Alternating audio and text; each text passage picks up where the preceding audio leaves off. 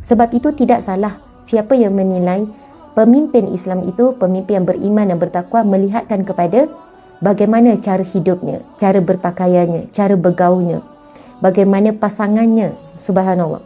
Seorang lelaki diuji Allah dengan isteri yang tidak menutup aurat, tak pakai tudung, free hair. Saya sebut terus terang ya, muslimin-muslimat hari Jumaat yang mulia.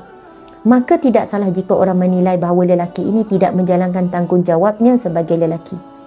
Tidak menjalankan tanggungjawabnya. Dia wajib berusaha sehabis daya untuk memastikan dirinya dan ahli keluarganya, ku anfusakum wa ahlikum nara, selamatkan dirinya dan ahli keluarganya daripada api neraka Allah. Tapi hari ini muslimin-muslimat ada satu fahaman yang bahaya. A'udzu billahi minasyaitonir rajim. Masya-Allah. Alhamdulillah, muslimin-muslimat dimati Allah sekalian. Marilah sama-sama kita mulakan majlis ilmu kita dengan bacaan umum kitab Al-Fatihah. A'udzubillahi minasyaitonirrajim. Bismillahirrahmanirrahim. Alhamdulillahirabbil alamin. Ar-Rahmanir-Rahim. Malik yaumiddin. Iyyaka na'budu wa iyyaka nasta'in. Ihdinas siratal mustaqim. Siratal ladzina an'amta 'alaihim ghairil maghdubi 'alaihim waladdallin. Amin. Amin amin ya rabbal alamin. Subhanallah. Nak bagi terang sikit, gelap. Subhanallah, alhamdulillah, muslimin muslimat dimati Allah sekalian. Malam tadi kita telah pun menyambut malam nisfu Sya'ban. Malam tadi kita telah pun menyambut malam nisfu Sya'ban. Allahu Akbar. Satu malam yang mulia yang diberikan kelebihan, barakah, fadilat-fadilat yang tidak ada pada malam yang lain. Di antara malam yang terpilih muslimin muslimat. Jadi kepada sesiapa yang melakukan amal ibadah lebih berbanding malam-malam yang lain, maka subhanallah, ibu kalah satu perbuatan yang bertentangan dengan syariat. Ada orang baca surah Yasin sebanyak 3 kali pada malam nisfu Sya'ban. Alhamdulillah, bagus sangat. Lebih baik daripada orang yang tak baca Yasin.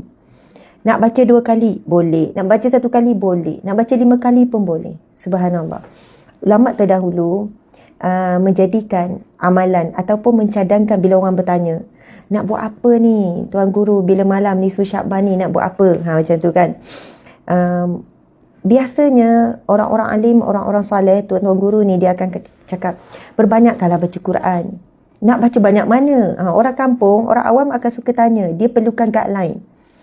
Kalau kata perbanyakkanlah zikir, zikir apa? Berapa banyak? Bagi setengah orang dia perlukan pengajaran ataupun guideline, ataupun kita sebutkan sebagai bukan fadilah amal, kita sebut cara beramal tu, kaifiat, kaedah untuk beramal. Jadi memang alhamdulillah kita ada orang-orang alim, orang-orang soleh terdahulu, para alim ulama Melayu Islam kita. Mereka pun mencadangkan ataupun memulakan, bolehlah kalau malam biasa baca 1 kali je Yasin, lebihkanlah malam nisfu Sya'ban, bacalah 3 kali. Macam tu. Masya Allah, Allahu Akbar. Muslimin muslimat dimati Allah sekalian, bukan semua perkara yang Nabi tidak buat, kita tidak boleh buat. Bukan semua. Selagi mana apa yang kita buat tidak bertentangan dengan syariat dan tidak ada dalil yang mengharamkannya, maka boleh dibuat. Dan apa sahaja amal ibadah, bacaan Al-Quran, zikrullah, salat-salat sunat, doa-doa yang kita buat dan bermohon dengan Allah, baca pula Al-Quran, baca pula zikir, semua itu dikira amal ibadah yang sangat tinggi nilainya. Masya Allah, Allahu Akbar.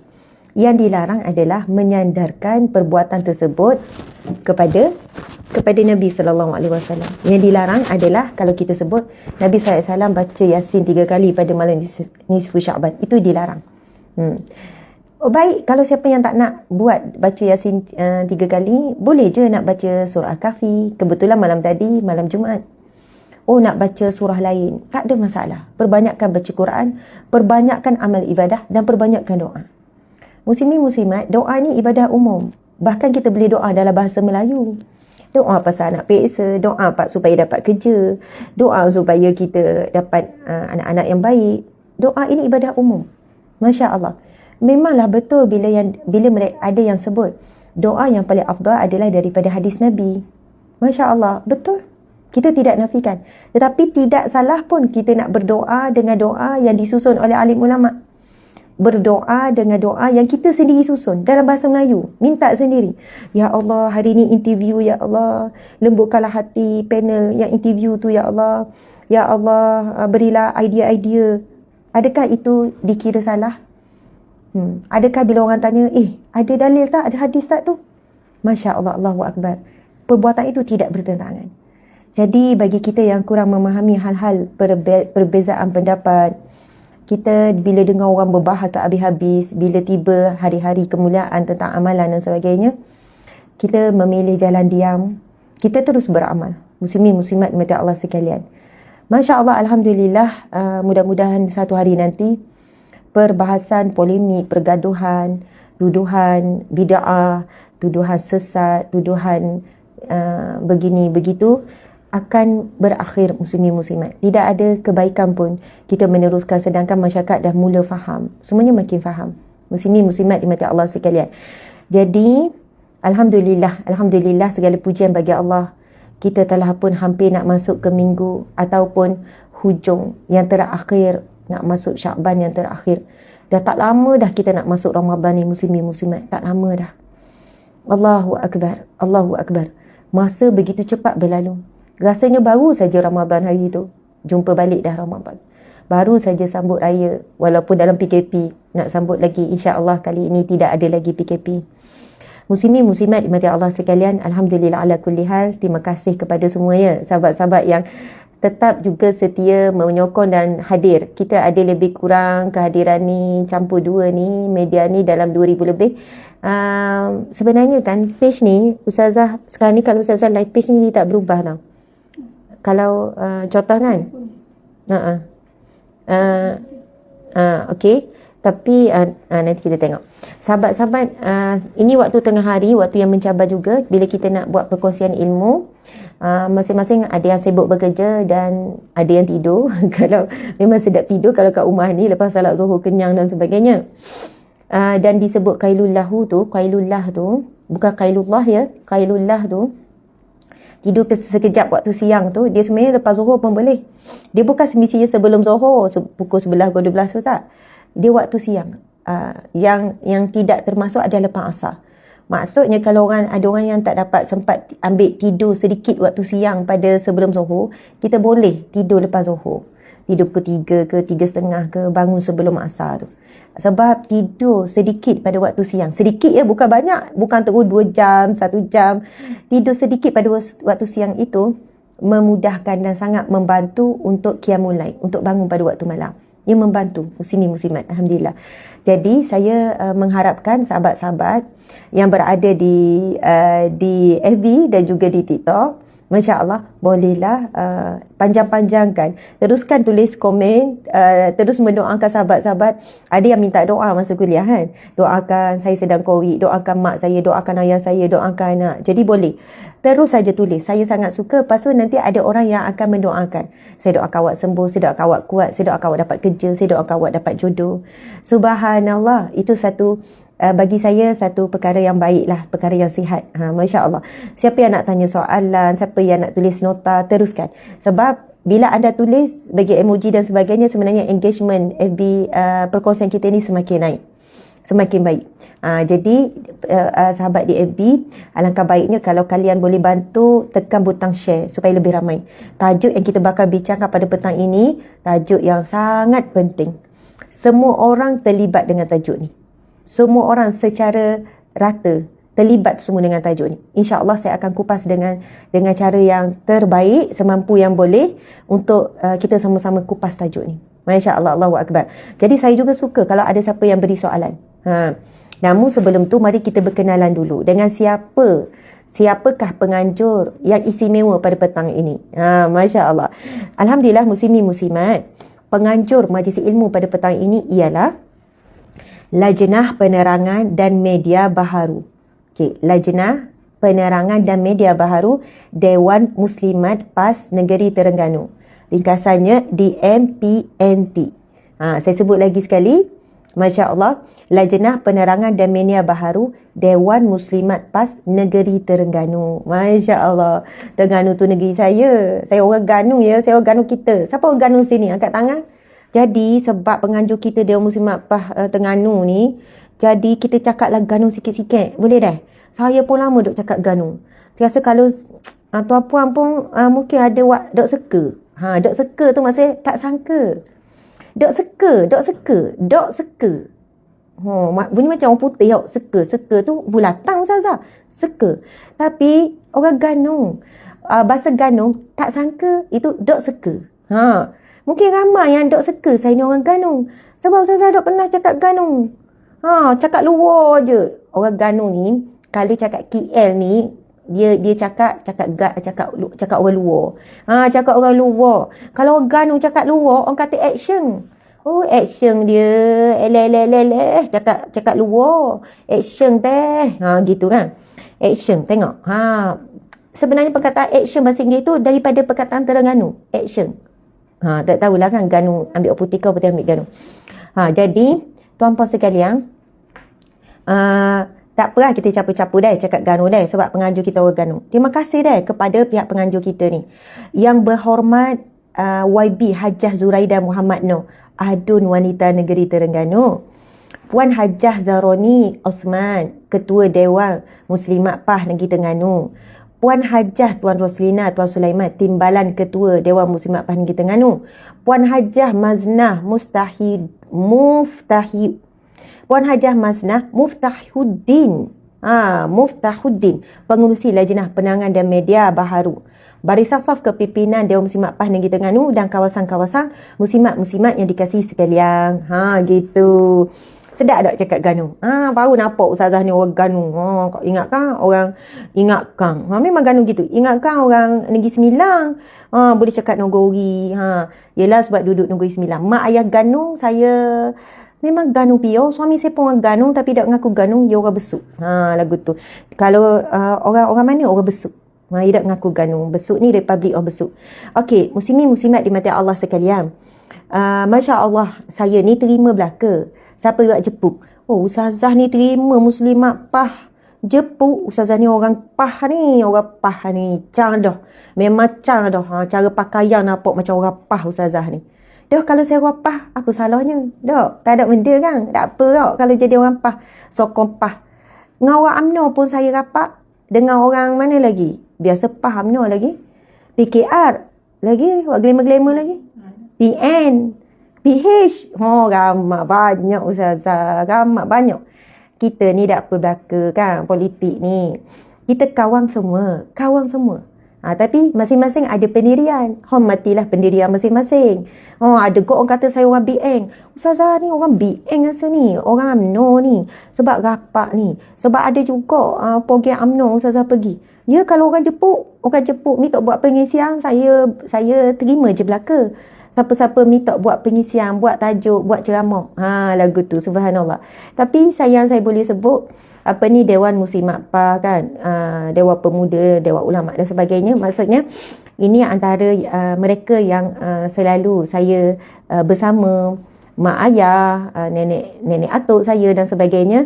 Jadi tahu perjuangan mereka adalah untuk menyebarkan dakwah Islam.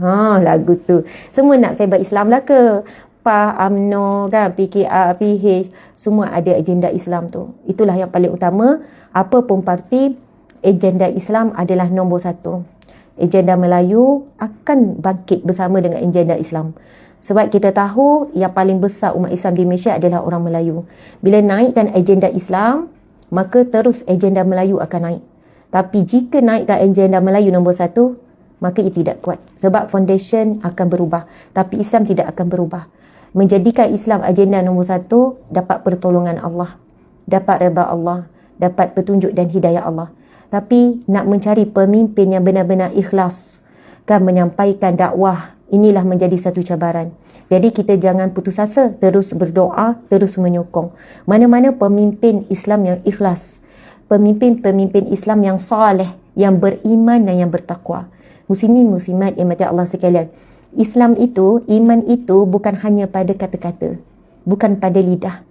Sebagaimana disebutkan definisi iman, iman itu al-iqraru bil lisan, yang disebut pada lisan, wa tasdiqu bil qalbi, yang diikrarkan di dalam hati, wal amalu bil jawarih, dan dibuktikan dengan perbuatan, dengan amalan, dengan pelaksanaan.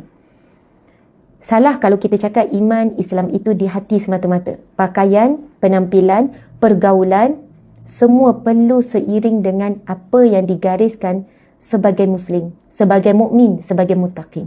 Allahu Akbar. Sebab itu tidak salah siapa yang menilai pemimpin Islam itu pemimpin yang beriman dan bertakwa, melihatkan kepada bagaimana cara hidupnya, cara berpakaiannya, cara bergaulnya, bagaimana pasangannya. Subhanallah. Seorang lelaki diuji Allah dengan isteri yang tidak menutup aurat, tak pakai tudung, free hair. Saya sebut terus terang ya, muslimin-muslimat hari Jumaat yang mulia. Maka tidak salah jika orang menilai bahawa lelaki ini tidak menjalankan tanggungjawabnya sebagai lelaki. Tidak menjalankan tanggungjawabnya. Dia wajib berusaha sehabis daya untuk memastikan dirinya dan ahli keluarganya, ku anfusakum wa ahlikum nara, selamatkan dirinya dan ahli keluarganya daripada api neraka Allah. Tapi hari ini muslimin-muslimat ada satu fahaman yang bahaya. Fahaman apa? Dia hanya berpegang kepada Al-Quran. Dia kata saya Quranik. Saya Quranik. Ini yang disebut dalam satu hadis Nabi. Akan sampai suatu masa nanti. Suatu saat akan sampai. Akhir zaman. Dekat dengan kiamat. Nabi kata akan sampai satu masa. Manusia, umatku, umat Islam ni akan meninggalkan hadis-hadis. Akan meninggalkan sunnah. Hanya nak berpegang kepada Al-Quran. Nak meninggalkan hadis Nabi SAW. Tuan puan jangan pelik ya. Ramai orang Islam di kalangan para pemimpin, di kalangan orang-orang yang berpengaruh, sampai fahaman ini, kepercayaan ini, prinsip ini juga telah menular lama, bukan baru ya, lama dah. Mereka mengatakan bahawa tudung ini tidak wajib. Tudung ini tidak wajib. Bukan tudung saya ni. Tudunglah macam mana. Maksudnya tutup kepala, tutup rambut ini tidak wajib. Mereka berpegang tidak wajib. Islam tidak mewajibkan. Pakai tudung ni adalah budaya orang Arab. Orang Arab, budaya orang Arab. Jadi kita orang Melayu, asal orang Melayu tak pakai tudung. Jadi Islam itu adalah pada apa? Pada solat, pada hati, pada zikir, pada sekian-sekian. Muslimin muslimat. Mereka berhujah tidak ada pun dalam Al-Quran yang mana diceritakan diberikan perintah secara jelas supaya memakai tudung. Subhanallah. Sedangkan dalam surah An-Nisa memang ada. Masya Allah, dalam surah An-Nur kan ada perintah melabuhkan hijab, menutupkan belahan dada. Mereka kata kena tutup belahan dada je, jangan nampak dada je. Subhanallah. Sedangkan kita tahu bahawasanya hadis-hadis Nabi SAW merupakan penjelas, pendetail kepada Al-Quran. Dalam hadis Nabi banyak. Nabi menjelaskan secara jelas. Nabi tegur, hadis yang sahih, Nabi tegur Asma binti Abu Bakar. Wahai Asma, Asma ini kakak ipar Nabi, kakak kepada Sayyidah Aisyah, anak kepada sahabat baik Nabi. Subhanallah, wahai Asma, apabila seorang wanita itu sudah balik, maka wajib ia menutup seluruh tubuhnya, kecuali ini dan ini. Nabi tunjuk dua saja, kecuali muka dan dua tapak tangan. Ni depan. Ini tak aurat. Yang lain adalah aurat. Tutuplah macam mana, asalkan menutup. Fashion tak ada masalah. Jangan sampai bertabaruj. Sebab tabaruj itu hukumnya haram. Tabaruj ni maksudnya berpenampilan dengan menarik perhatian. Sama ada tudung yang menarik perhatian. Sekarang ni kalau tudung shawl ke, tudung bulat, itu dah biasa. Orang nampak dah biasa. Baju dia merelip sangat ke, ataupun kasut dia menarik perhatian, ketang-ketung kasut ke, tak tahulah, handbag yang terlalu menarik perhatian ke, ataupun solekan muka yang menarik perhatian ke. Subhanallah, kalau kita dah memakai pakaian yang sederhana, pakaian biasa, tetapi masih lagi ada lelaki yang tertarik, maka insya-Allah kita tidak berdosa. Kita tidak termasuk tabaruj. Itu sesuatu yang kita tidak boleh kawal. Yang kita boleh kawal adalah diri kita. Hari tu saya pergi ke Sarawak. Sabar. Lepas tu kan ada orang jemput saya makan. Adalah orang jemput saya makan, jemput. Maksudnya ada orang sponsor makan di satu kedai makan ni. Depan kedai makan saya ni, ada satu kedai yang jual tudung. Saya tak nak sebut tudung apa ya. Kalau saya sebut ni, semua orang tahu. Glamour. Saya masa tu tak terfikir. Lepas tu kan. Lepas tu tokek kedai ni pun, tokek kedai pakai tudung. Dia bukan tudung juga ya. Dia macam Ialah tudung lah. Dia kain, lepas tu dijadikan tudung. Macam tu. Kan? Dijadikan tudung gitu ke, gini ke. Jadi begini. Lepas tu, Masya Allah, dia kata, saya kata, oh, glamour juga tudung ni. Oh, dia ada outlet ya. Ya Ustazah, dia banyak outlet. Ini salah satunya yang saya pakai Ustazah. Macam tu kan. Saya kata, oh ini tu. Saya pun kata, nampak kainnya biasa saja. Oh, tapi Ustazah ini diterangkan. Saya pun kata, ini berapa ratus, ini mesti mahal ni, berapa ratus ni. Tidak Ustazah, ini bukan ratus-ratus. Oh, tudungnya tak mahal sangat. Ini harganya 7,000 lebih. Dia pakai tudung harga 7,000 lebih. Musibah. Saya, 7,000 lebih? Saya ingat puluh-puluh. Saya ingat ratus tu paling mahal. 7,000 lebih? Ya, sekali-sekala kan enggak salah Ustazah. Enggak pula, itu bahasa Indonesia ya Bu. Tidak salah bah, tak ada salah kan Ustazah. Sekali-sekala ya kan, kita pakai kan. Iya, saya ni kan 7,000 lebih tudungnya. Saya katakan lepas tu kan, muslimat. Masya Allah, lepas tu dia kata, Ustazah tahu tak? Tidak tahu. Ustazah tahu tak? Ada tudung yang dia jual harganya 40,000. Saya tak telan dah makanan. 40,000. 40,000 ada jual?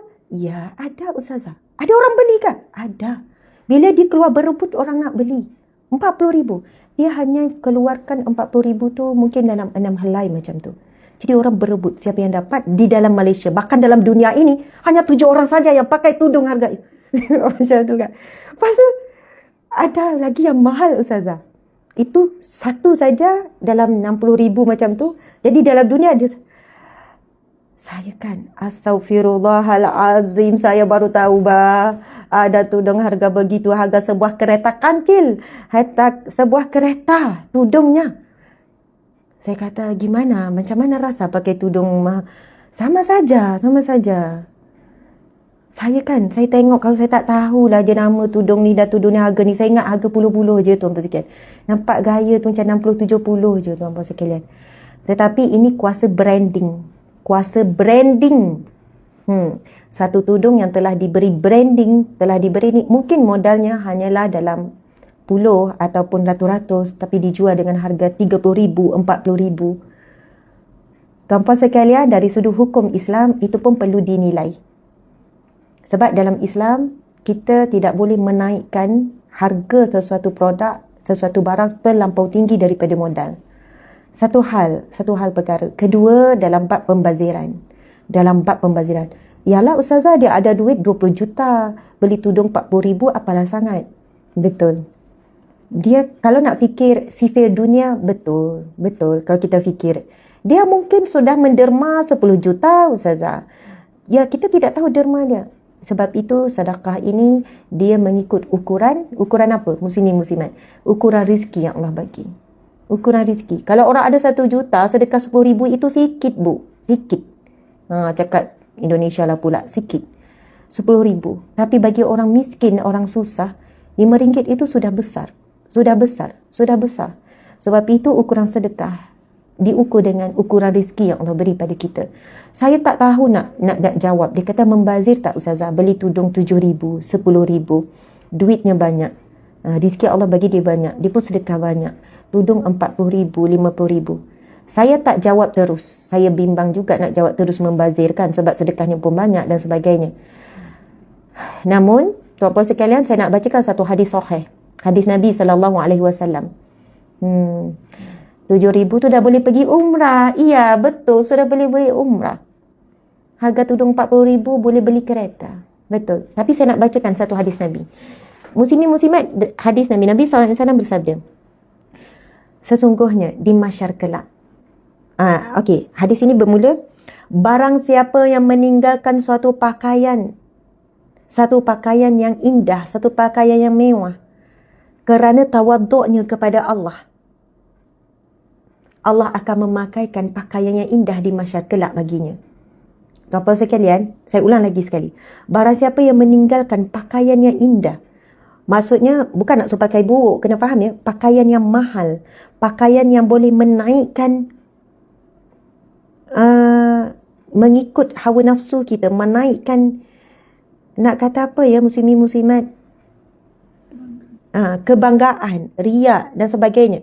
Pakaian yang bukan pakaian takwa lah. Nabi SAW bersabda, barang siapa yang meninggalkan pakaian yang mewah, pakaian yang indah kerana tawaduk, bukan kerana dia tidak mampu. Kita ni ada yang tulis, saya pakai tudung RM30 je Ustazah. Saya pun RM30.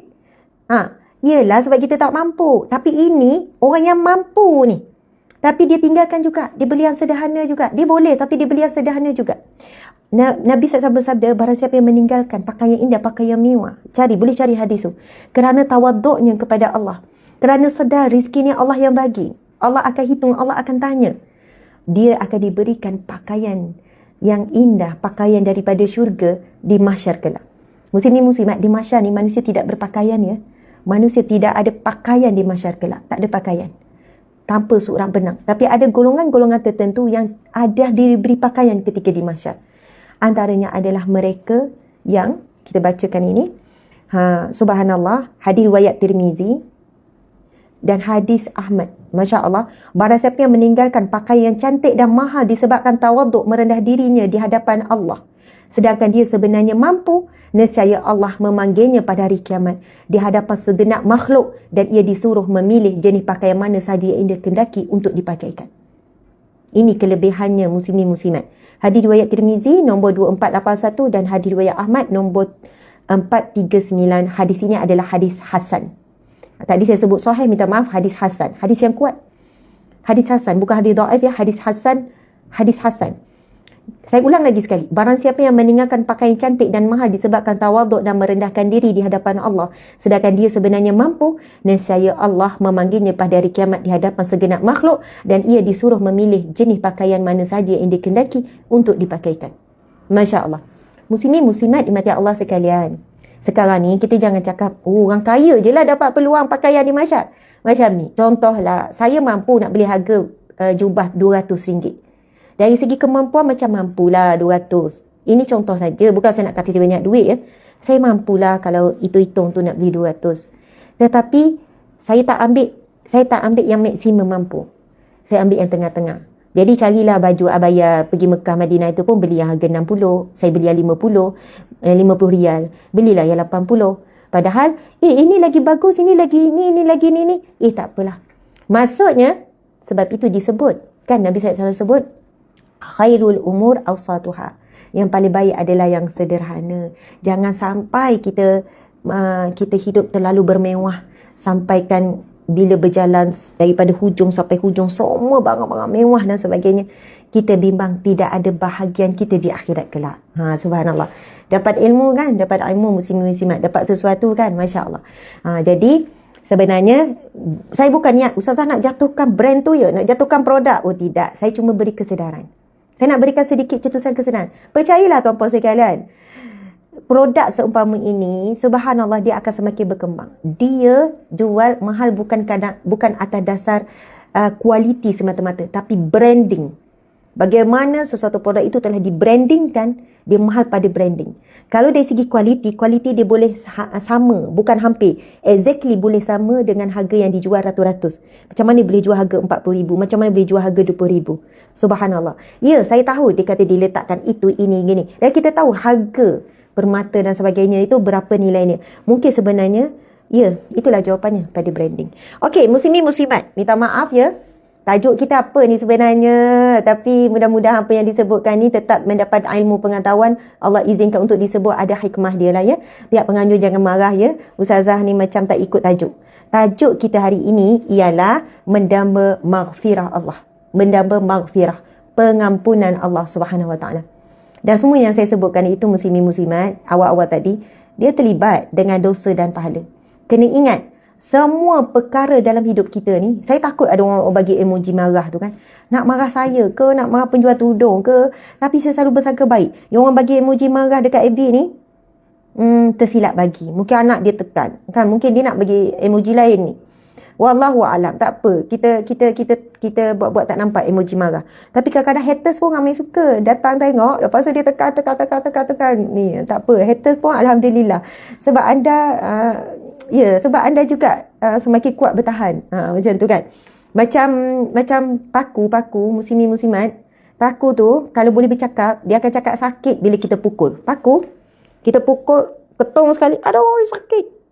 Kita kata tahan. Kalau boleh bercakap, tahan sikit lagi, ketung. Kan? Subhanallah. Kalau kita tak nak bagi sakit, paku tu tak boleh bertahan lama. Ketung sekali, aduh sakit. Okey, tak buat dah. Oi, sekejap cabut. Mari angin sikit je cabut paku tu, tuan-tuan sekalian. Okey, sikit je, memang tarik je boleh cabut. Tapi ketung sekali, organ tu ketung sekali, masuk. Aduh sakit, sikit lagi, ketung sekali, aduh. Lepas tu kemas dia makin kemas. Tarik, tak boleh nak tarik dah. Itulah ya, antara prinsip ujian Allah. Allah bagi ujian kita melalui haters, ke melalui fitnah, ke melalui apa-apa, ke musibah, sakit ke apa. Sebenarnya Allah nak kukuhkan kita. Memang sakit tuan-tuan sekalian. Menitik air mata, terduduk. Ya Allah, rasa dunia luar ni jadi sempit. Dunia yang terang ni jadi gelap. Kan, menangis sampai bengkak mata. Allahu Akbar. Tetapi ingat tak, dah berapa banyak ujian kita tempuh dalam hidup kita? Dah berapa banyak? Kalau hitung-hitung, beratus ke beribu ke, kita dah lupa dah. Semua itulah yang membentuk diri kita hari ini.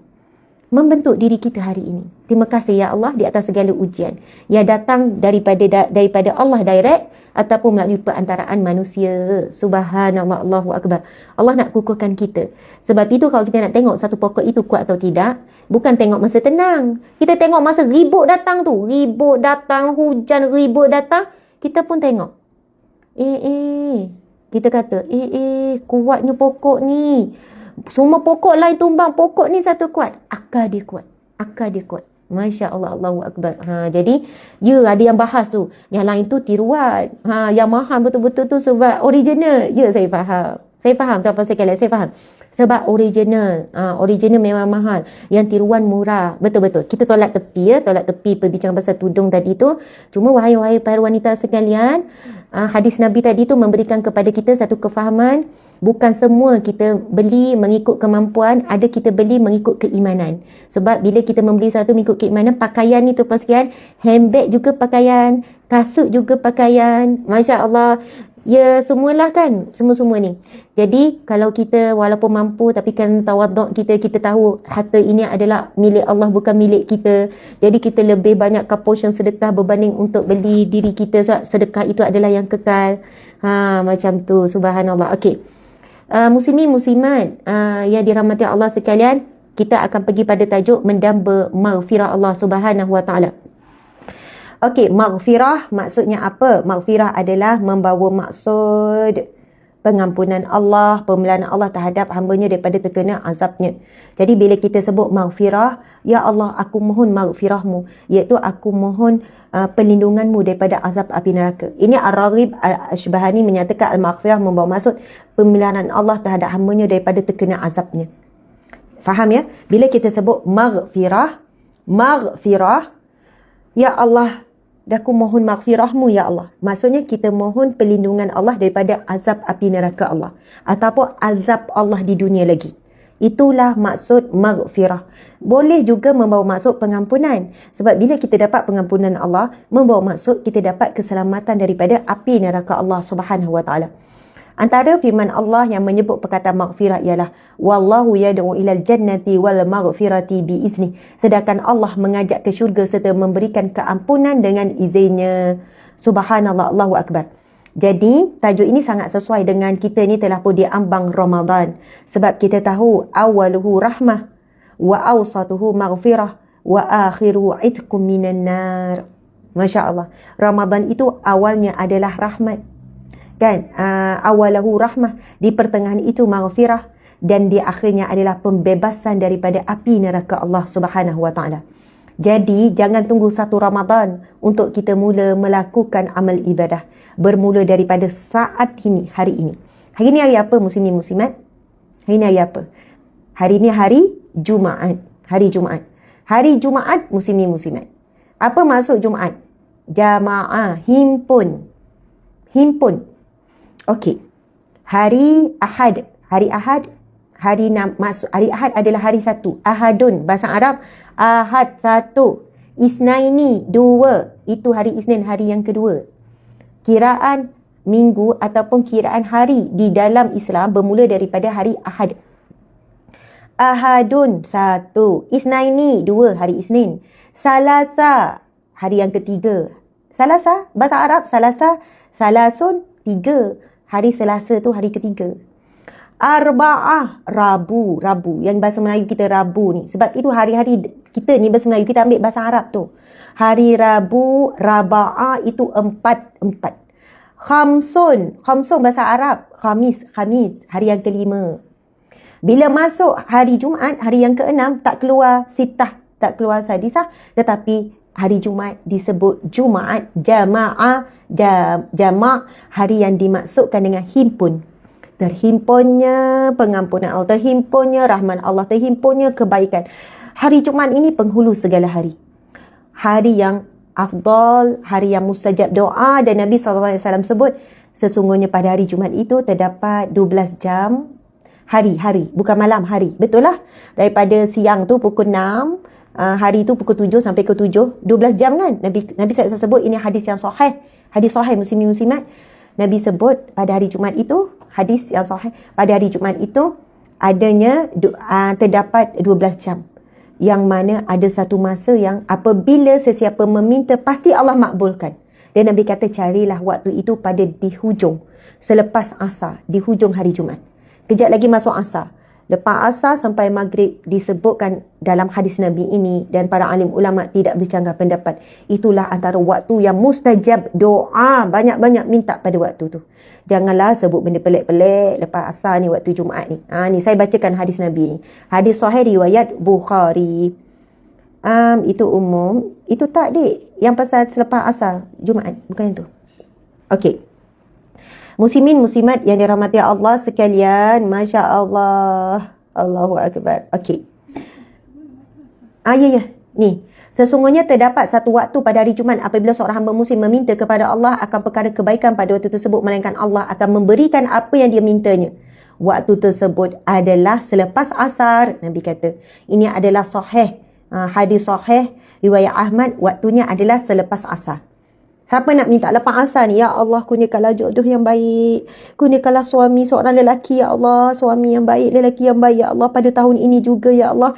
Kurniakanlah, ya Allah, seorang lelaki yang baik. Bukakanlah jalan-jalan, ya Allah.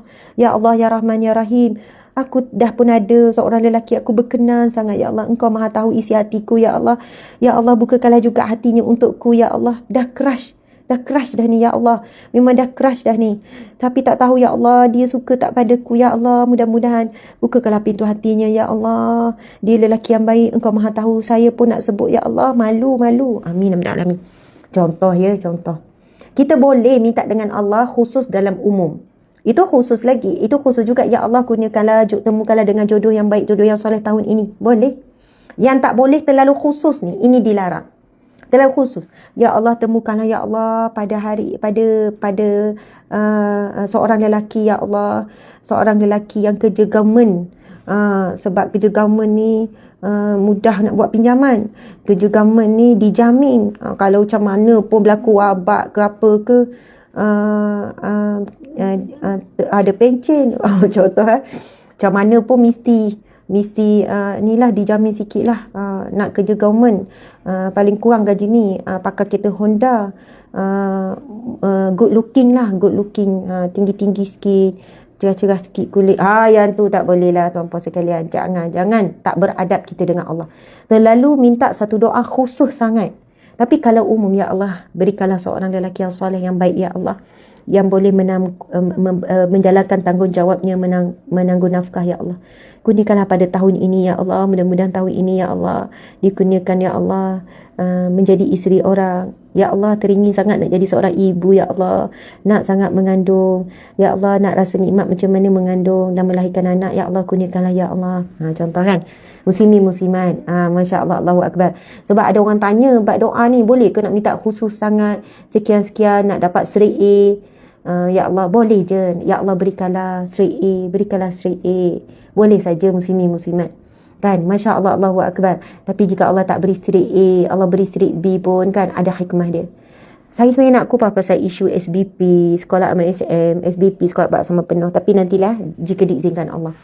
Okey, anak-anak ustazah ada tak masuk SBP? Tak ada. Ada tak masuk MRSM? Tak ada.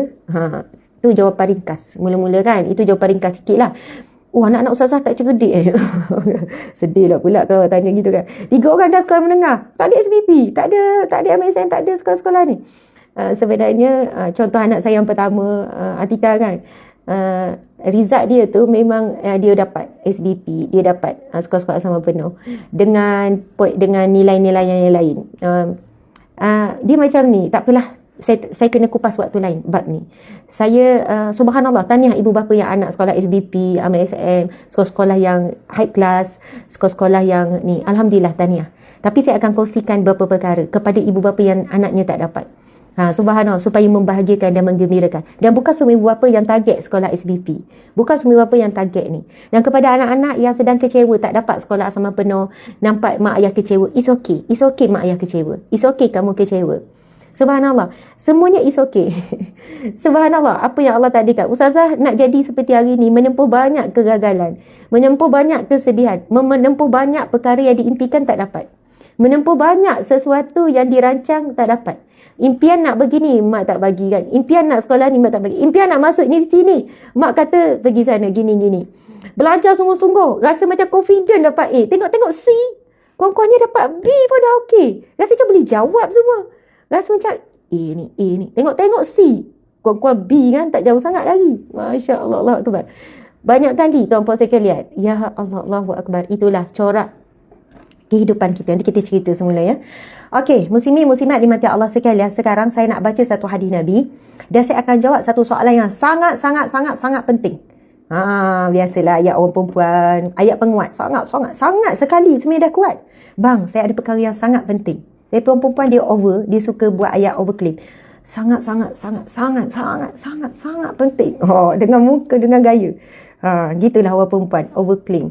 Muslimin muslimat, tapi memang sangat penting. Sebab apa? Ramai yang tanya saya soalan ni. Ustazah, saya sebenarnya petang-petang ni tak ada serius sangat ya. Saya sebenarnya orang kelakar. Saya sebenarnya orang yang suka buat lawak. Tapi sebab saya ustazah, saya kena kontrol sikit muslimin muslimat. Nanti orang tak percaya Ustazah Asma. Okey. Ramai orang yang tanya, Ustazah, saya sebenarnya nak bertaubat. Tapi saya selalu jatuh lubang yang sama. Saya selalu buat dosa yang sama berulang kali. Ada yang cerita, kita tak nak tahu. Kita bukan tanya, dosa apa tu? Boleh tahu? Tak, kita tak nak tahu dosa orang ni. Tapi ada tu yang dia nak suruh kita faham sangat dosa apa yang dia buat. Dia tercerita. Kita pun terdengar. Kan? Masya Allah. Contoh paling banyak dosa tengok pornografi, tengok video lucah.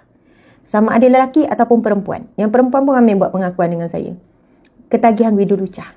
Apa hukum tengok video lucah? Haram. Haram maksudnya dosa. Kenapa haram? Tengok orang berzina, tengok aurat dengan sengaja. Sampai menaikkan syahwat, sampai menaikkan nafsu, sampai buat onani, melepaskan air mani. Tengok video lucah, muslimin muslimat. Ini kajian memang ada. Tuan-puan boleh cari kat YouTube lah. Kajian-kajian ni, orang-orang yang pakar buat kajian ni. Melihat video lucah ni, ketagihan dia, bahkan ketagihan dia lebih berat daripada ketagihan dadah. Dan kita tahu memang ada orang yang menyesal, lepas tu nangis, menyesal. Taubat, ya Allah, aku takkan tengok lagi, aku takkan buat lagi, ya Allah. Okey, solat taubat, nangis-nangis. Tak tunggu 1 hari, malam tu tengok lagi. Taubat lagi. Taubat. Tanpa diri pun ada. Tanpa. Kenapa buat gini, ya Allah. Astagfirullahalazim. Okey, istighfar 1000 kali apa, okey, ni. Bolehlah bertahan 2 hari sebab dah tampar dah. 2 hari, tengok lagi. Ustazah, macam mana Ustazah? Saya tak tahu nak buat macam mana ni. Saya tak tahu. Saya tahu benda tu haram. Saya tahu dia boleh gelapkan hati. Dia boleh keruhkan wajah.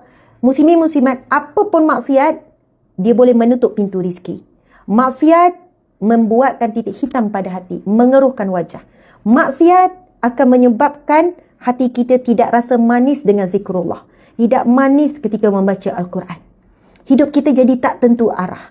Tetapi kesan melihat pornografi ini, dia akan memberi kesan apa? Muslimin muslimat. Ketika saat melihat kali pertama, ternampak, tertengok, dia macam ni. Minta maaf, saya kupas satu ni, saya nak jawab persoalan bagaimana kedudukan orang yang buat maksiat berulang kali dan mau ampun berulang kali. Apa hukumnya? Sah tak dia punya taubat tu?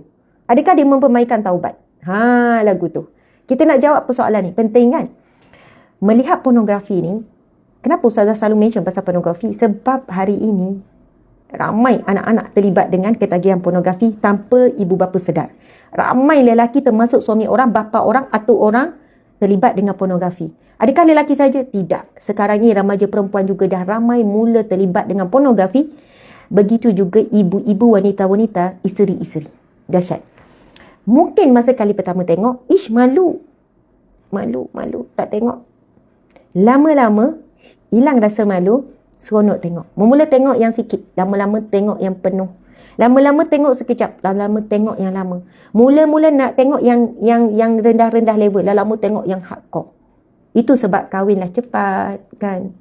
Ya, okey. Saya handle kes ketagihan pornografi banyak. Ketika saya kerja runding cara dulu, rumah tangga dulu. Saya pernah jadi perunding cara rumah tangga di Jabatan Hak Agama Islam Negeri Sembilan. Saya pernah jadi pegawai JAKIM. Saya pernah jadi ketua unit runding cara macam kaunselor.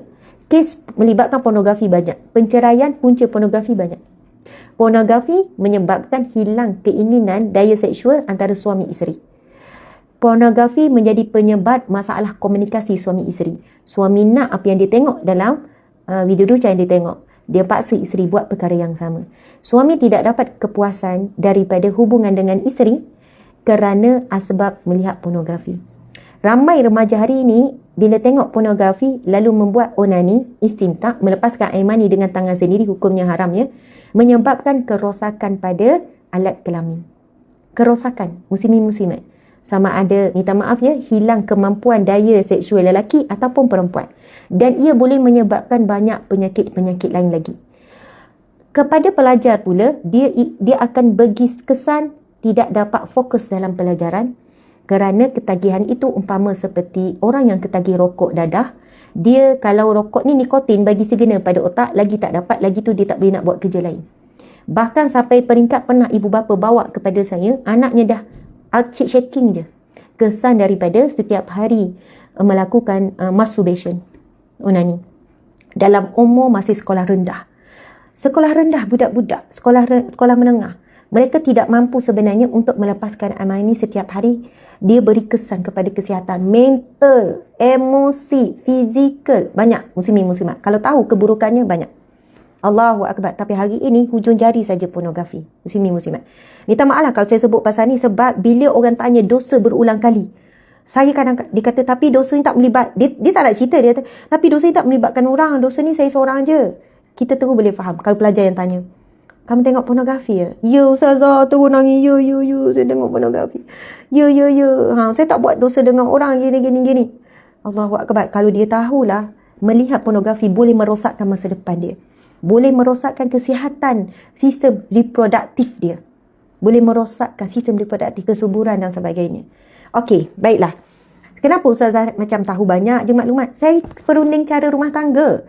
Saya kena belajar bab kesihatan, sistem reproduktif. Saya dapat, kita didedahkan dengan banyak isu-isu seperti ini. Penceraian yang berlaku banyak disebabkan bermula daripada isu pornografi. Banyak benda lah yang berkaitan. Tapi saya tahu yang hadir ni pun ramai remaja.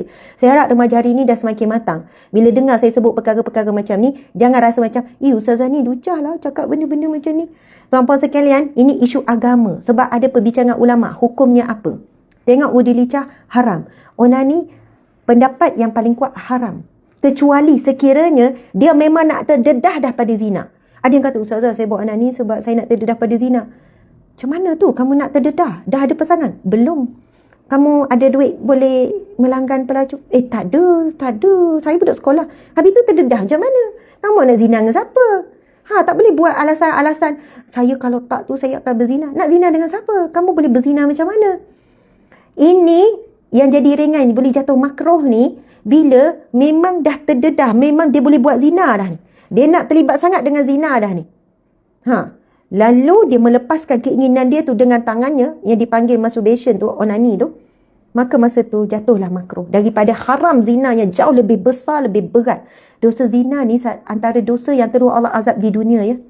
Ya Allah, azab di dunia, azab dalam kubur, azab di mahsyar, azab api neraka. Hari ini memanglah Nabi dah sebut akhir zaman ni zina berleluasa. Memang zina tu terlalu mudah hari ni. Na'udzubillah min zalik. Na'udzubillah. Diri kita dan keturunan kita terlibat dengan zina. Jadi kena faham, bukan mudah-mudah kita nak kata kita ni buat sekian-sekian sebab nak elak daripada zina. Tidak mudah. Tapi kalau betul-betul dah dalam keadaan yang memang kita dah, kalau tak buat memang berzinah, maka yang lebih ringan adalah melepaskan dengan tangan sendiri. Na'udzubillah min zalik. Okey, muslimin muslimat dimati Allah sekalian. Masya Allah, Allahu Akbar. Jadi jawapannya apa Ustazah? Masa dah habis, dah pukul 4. Saya nak bacakan hadis Nabi ini. Sesungguhnya seorang hamba melakukan dosa. Nabi SAW bersabda, hadis Bukhari, hadis sahih. Hadisnya panjang, saya turut baca terjemahan. Nabi bersabda, sesungguhnya seorang hamba melakukan dosa lalu dia berkata, ya Tuhanku, aku telah berdosa, ampunilah diriku. Lalu Allah Subhanahu Wa Taala menjawab, adakah hambaku tahu bahawa dia mempunyai Tuhan yang akan mengampuni dan menghukum dosanya? Aku telah mengampuni hambaku. Kali pertama. Kemudian berlalulah masa sehingga orang itu melakukan dosa lagi. Lalu dia berdoa, Tuhanku, aku telah berdosa, ampunilah dosa ini. Lalu Allah Subhanahu Wa Taala menjawab, adakah hambaku mengetahui bahawa dia memiliki Tuhan yang mengampuni dosa dan menghukum dosa itu? Aku telah mengampuni hambaku. Kali kedua. Kemudian berlalu masa sehingga orang itu melakukan dosa lagi. Lalu dia berdoa, Tuhanku, aku telah berdosa, ampunilah dosa ini. Lalu Allah Subhanahu Wa Taala menjawab, adakah hambaku mengetahui bahawa dia memiliki Tuhan yang mengampuni dosa dan menghukum dosa itu? Aku telah mengampuni hambaku sebanyak 3 kali. Maka biarlah dilakukan apa yang dikehendaki. Allahu Akbar.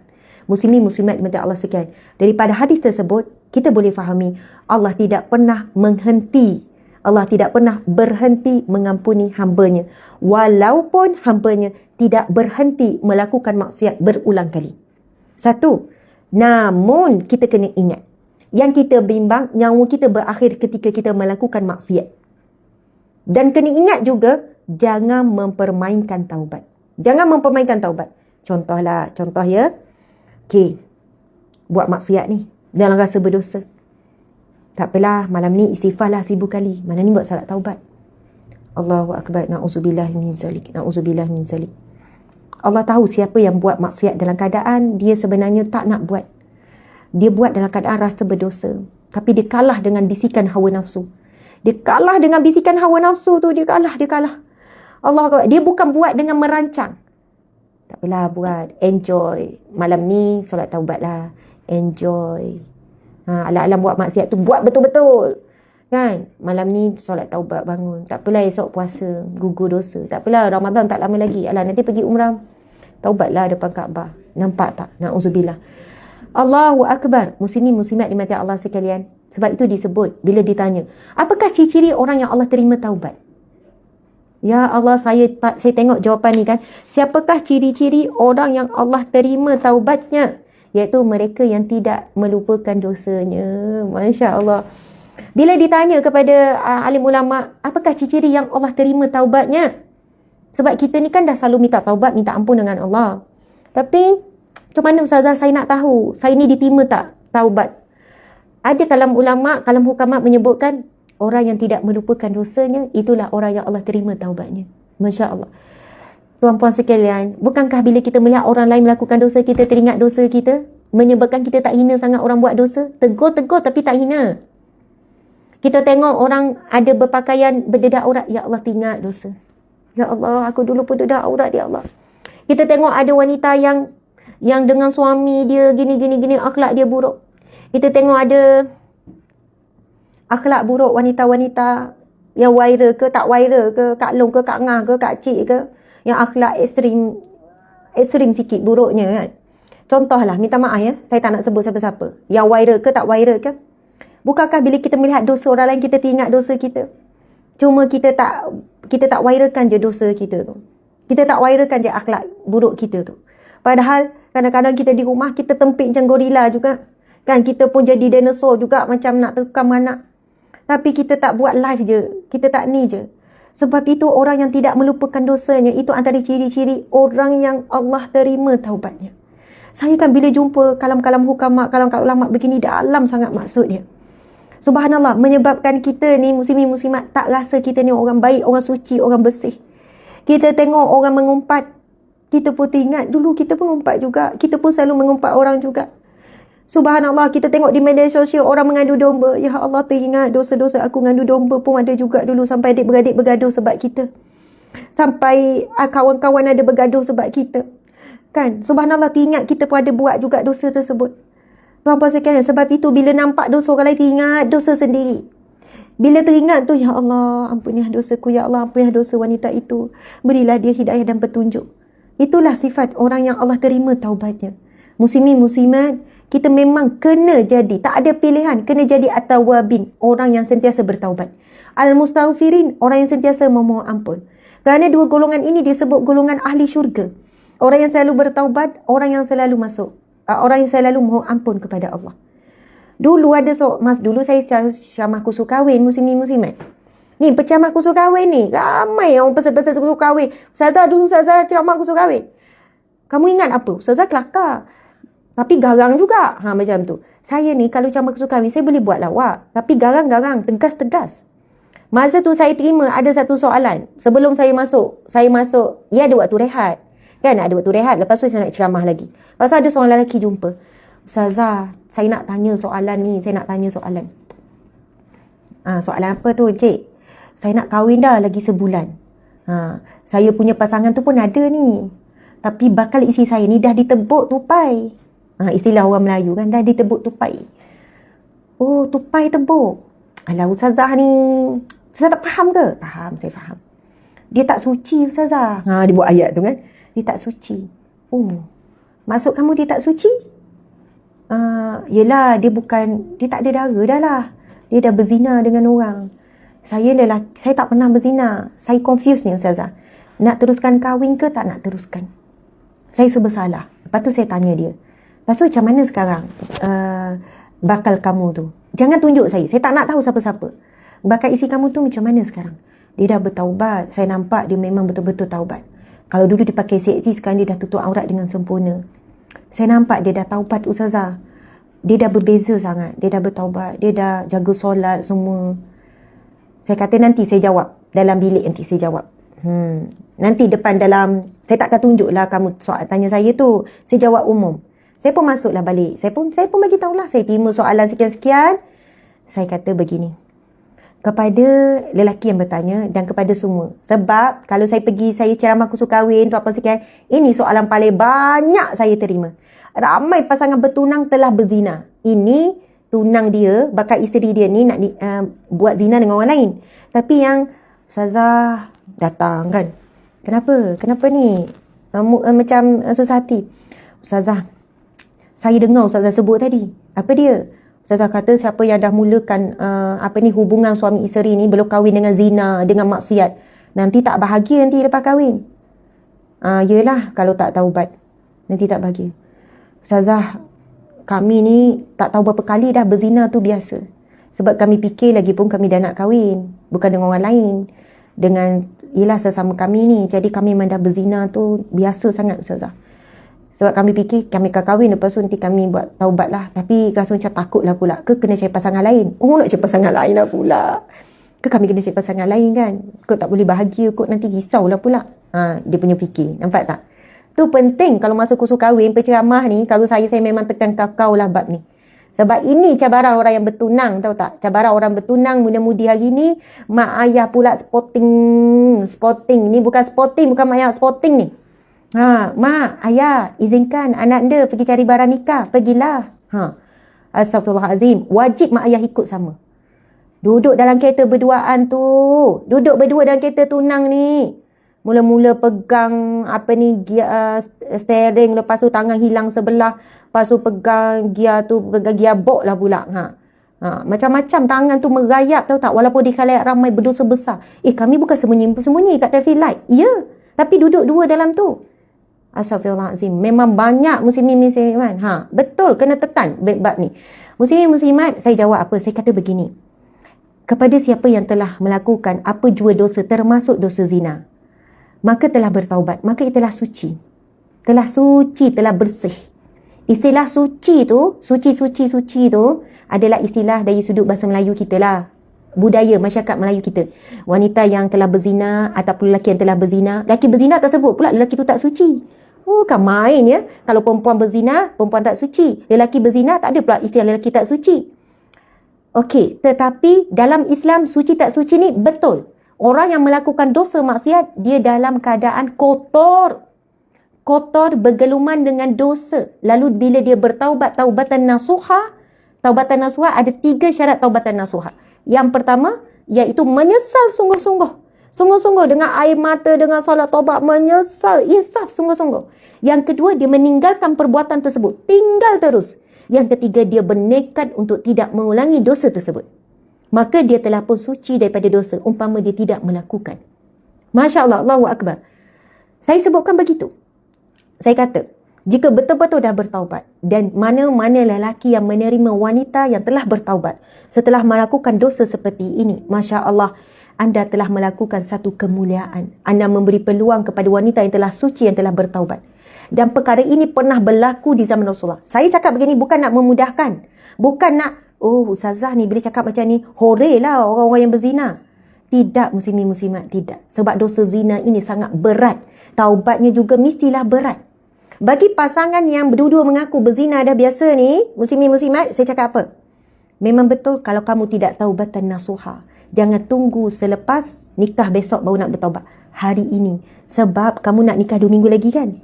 Ke sebulan lagi. Belum tentu kamu sempat bernikah. Kena taubat hari ini juga. Start daripada hari ini. Tapi ustazah, saya bimbang. Kalau jumpa lagi berzina lagi, kami tak kuat kalau jumpa je. Dalam kereta pun jadi. Dia cakap macam tu. Saya kata, astaghfirullahalazim. Kalau kamu, saya jawab, saya kata, kamu dengar ni. Kamu kalau betul-betul takut bimbang tak bahagia lepas nikah besok, syaitan ganggu, lepas tu kamu salahkan syaitan lah, sihir lah, apalah. Tapi sebenarnya rahmat Allah tak ada dalam rumah tangga kamu. Kamu bina pernikahan walaupun dengan lafaz yang betul. Kan, pernikahan tu dengan nama Allah. Tapi kamu tidak bertaubat dulu dengan dosa maksiat yang kamu buat ni.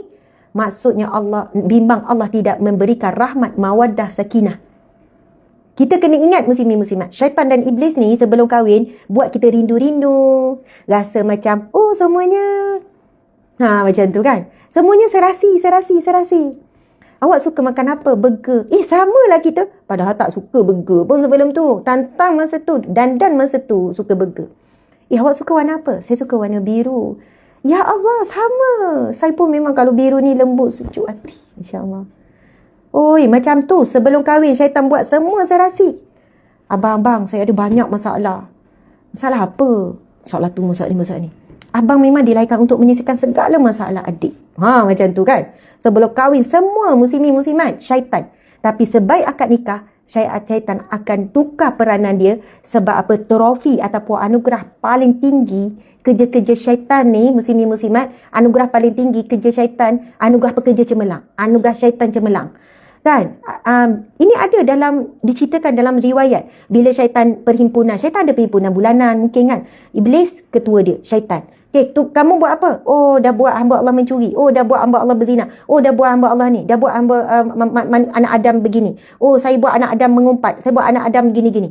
Tapi bila datang, saya telah membuatkan 2 suami isteri bercerai. Yang tu diberi anugerah syaitan cemerlang. Muslimin muslimat. Maksudnya sebab apa? Bila boleh pecah sebuah rumah tangga, boleh hancur sebuah rumah tangga, diberi kesan yang besar. Kalau ada anak, lagi dahsyat. Na'udzubillahi min zalik. Sebab itu, kena ingat. Perkahwinan dalam pernikahan dan perkahwinan, jika hilanglah tangan Allah ataupun jagaan Allah, rahmat Allah, maka walaupun nampak bahagia tapi tidak tenang. Walaupun nampak bahagia tetapi tidak dapat redha Allah. Allahu Akbar. Saya kata, kalau betul kamu berdua ni nak bertaubat nasuha, start daripada hari ni, sampai nikah besok, tak boleh jumpa.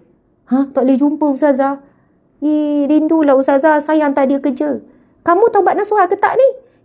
Nak taubat nasuha. Dah kalau jumpa, kamu akan pegang je ustazah. Haram. Saya pun tanya yang lelaki. Masa kali pertama kamu pegang dulu, kamu rasa macam mana? Rasa berdebar-debar, seronok, rasa current. Yelah, masa pegang tangan tu kan, tangan tu, tak nak basuh. Kalau pegang tangan kiri, tak nak cebok. Tak nak guna tangan kiri tu untuk cebok. Maksudnya, menggigau-gigau. Dah pegang kali 100, memanglah tak rasa apa dah, rasa biasa. Saya kata, kamu tahu tak? Kalau kamu jaga sekarang, tak pegang tangan sebab haram ni, esok lepas nikah, kamu pegang, walaupun dah 20 tahun pegang, nikmat lagi. Nikmat tu Allah yang bagi. Allah boleh tarik. Pegang dah 10 tahun. 10 tahun pun pegang tangan nikmat. Sebab Allah yang bagi rasa nikmat tu. Sebab itu kadang-kadang tu ramai yang dah mula maksiat lepas kahwin jemu. Lepas kahwin tak ada rindu, tak ada sayang. Isi pegang. Apa pegang-pegang ni? Saya rimas lah. Oh, belum kahwin kau main lagi. Macam tu gitu kan. Nak pegang-pegang sangat. Itulah peranan syaitan. Saya kata kalau kamu betul nekat nak taubatan nasuha, 3 syarat. Nyesal sungguh-sungguh, tinggalkan terus, nekat tidak berulang. Nekat tidak berulang bagi yang tengok pornografi, saya kata putuskan semua akses internet. Kalau betul tak nak ulang. Kalau boleh tak tengok 40 hari, insya-Allah tak akan tengok sampai bila-bila. Oh, susahlah Ustazah, tak ada internet, saya berhubung. Sekarang ni kamu kena usahakan. Kalau maksudnya sekarang ada wifi, tutup. Telefon, sementara jangan guna smartphone. Susah saya tak berhubung gini. Boleh guna waktu kerja je untuk urusan ni. Lepas tu kamu tinggallah mana-mana, buatlah macam mana supaya kamu tidak boleh akses kepada tu. Kamu duduk sebilik dengan saya seorang-seorang. Sekarang ni kena carikan sebilik. Bila duduk seorang-seorang, memang ada keinginan untuk melakukan maksiat sembunyi tu. Tengok benda-benda tak elok tu. Macam tu. Saya kata, habis tu Ustazah, kalau saya ada urusan, yelah nak beli barang kahwin, bawa mak sekali, bawa ayah sekali dalam kereta. Bawa lah. Oh, mak ayah tak available. Mak ayah jauh. Bawa kawan. Oh, kawan. Boleh saya bawa kawan. Tapi kawan duduk sebelah awak. Kawan lelaki. Awak lelaki kan? Cari kawan lelaki teman duduk sebelah. Tunang duduk belakang. Bahkan saya tegur pasangan-pasangan. Tak kira lah pasangan orang sekarang pun. Janganlah makan duduk berduaan kat depan. Ustazah, saya nak makan dengan tunang saya macam mana? Boleh? Awak duduk meja ni, tunang awak duduk meja tu. Hai, kalau gitu baik tak payah. Dah makan sekali juga tu. Makanlah serentak. Dah kalau duduk depan bukan kerapat. Bukan kaki tu bertemu. Semua itu jalan-jalan kepada zina. Boleh nak makan sekali, ajak mak ayah sekali. Tak romantik lah, romantik lepas kahwin. Tuan-puan sekalian, saya selalu sebut, barang siapa yang berjuang, subhanallah, Allahu Akbar, menjaga batasan sebelum nikah daripada buat maksiat, Masya Allah. Siapa yang bertahan, Allah akan lipat ganda. Allah akan kekalkan rasa kasih cinta selepas nikah. Siapa yang dah buat maksiat dosa semua ni, maka buat taubatan nasuha, teruskan perancangan nikah. Mudah-mudahan Allah limpahkan rahmat, kasih sayang, mawaddah, sakinah, warahmah. Ini disebut dalam firman Allah. Wa min ayatihi an khalaqalakum min anfusikum azwajan litaskunu ilaiha wa ja'ala bainakum mawaddatan warahmah. Sadaqallahul azim, firman Allah. Di antara tanda-tanda kebesaran Allah, di antara tanda-tanda kehebatan Allah, wa min ayati an khalaqalakum, dijadikan daripada diri kamu pasangan, suami, isteri, pasangan, litaskunu ilaiha, supaya kamu rasa tenang, tenteram dengannya, wa ja'ala bainakum, dan dijadikan di antara kamu mawaddatan warahmah, saling cinta mencintai, rindu merindui, warahmah, belah kasihan, tolong menolong. Tapi bila tidak ada 3 ni dalam rumah tangga, ketenangan tidak ada, kasih sayang tidak ada, cek balik. Kenapa? Adakah kita melakukan perbuatan yang Allah murka? Kita belum taubatan nasuha dan sebagainya. Masya Allah. Saya tutup muslimin muslimat yang dirahmati Allah sekalian dengan Masya Allah, saya nak sebut, Imam Nawawi berkata, daripada hadis yang kita bincang, yang kita bacakan tadi, hadis ini jelas bahawasanya dosa walaupun berulang 100 kali, malah walaupun 1000 kali, lalu dia bertaubat dengan sebenar-benar taubat, maka taubatnya diterima dan gugur dosanya. Meskipun dia bertaubat dari semua dosa, dengan sekali taubat setelah semua dosa, maka taubatnya sah. Okey, ada orang tanya, Ustazah, nak kena sebut satu-satu ke dosa? Ya Allah, dosa, ampunlah dosa aku mengumpat, ampunlah dosa aku dedah aurat, ampunlah dosa aku WhatsApp ngarut-ngarut. Tak perlu. Dengan sekali taubat, mewakili seluruh dosa pun boleh. Tapi menyesal, ya Allah, aku menyesal di atas segala dosa yang telah aku lakukan, terlalu banyak, ya Allah. Masya Allah. Maka juga taubatnya sah. Yang penting syaratnya adalah taubatan nasuha. Bahkan berkata, ada seorang yang berkata kepada Al-Hasan Al-Basri, Imam Hasan Al-Basri, apakah salah seorang daripada kita tidak merasa malu kepada Tuhannya? Dia memohon ampun terhadap dosanya, kemudian dia mengulanginya lagi. Memohon ampun, kemudian mengulanginya lagi. Ini soalan yang ramai yang ditanya hari ini. Ustazah, macam mana? Buat dosa ulang lagi. Malulah. Akhirnya rasa tak nak mohon taubat lagi sebab rasa macam Nonsense. Cakap orang putih kan.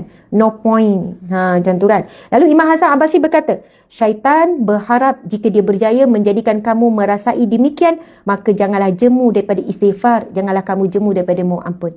Ya Allah, hebat jawapan Imam Hasan Abbasi. Imam Hasan Abbasi jawab apa? Syaitan memang nak suruh kamu rasa macam tu. Rasa macam mana?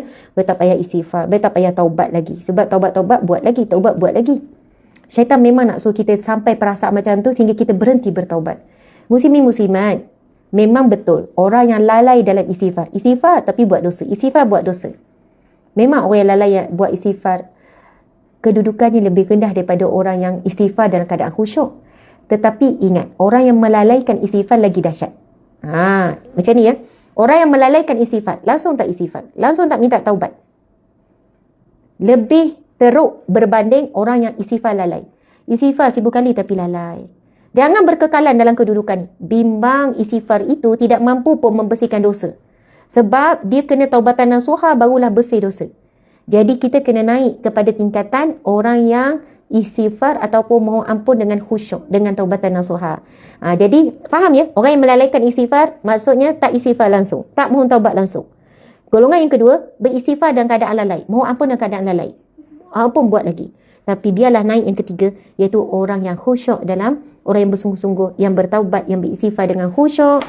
InsyaAllah itulah golongan yang akan masuk syurga tanpa dihisap, ataupun masuk syurga tanpa diazab. Sebab apa? Tak ada dosa dah dia, semua diampunkan Allah.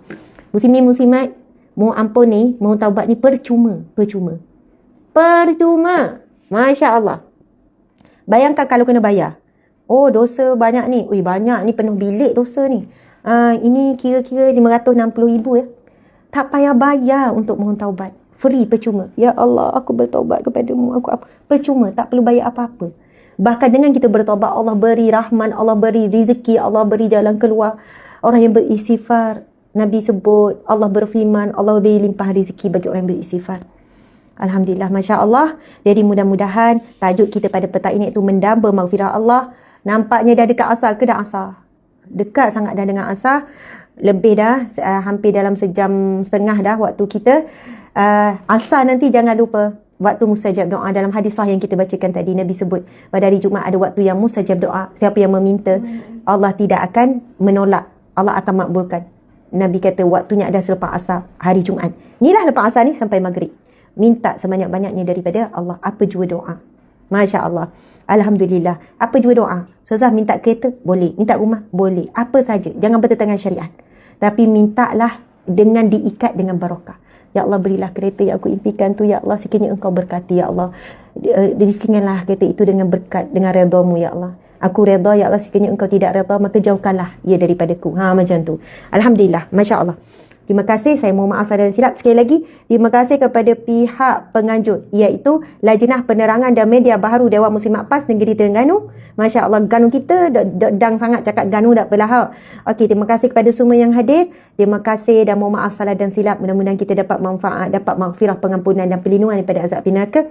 Kita tangguhkan dengan tasbih kafarah dan surah Wal-Asr. Bismillahirrahmanirrahim. Subhanakallahumma wa bihamdika asyhadu an la ilaha illa anta astaghfiruka wa atubu ilaih. Bismillahirrahmanirrahim. Wal-Asr. Innal insana lafi khusr illa allazina amanu wa amilu salihat wa tawasaw bil haqqi wa tawasaw bis sabr. Sadaqallahul azim.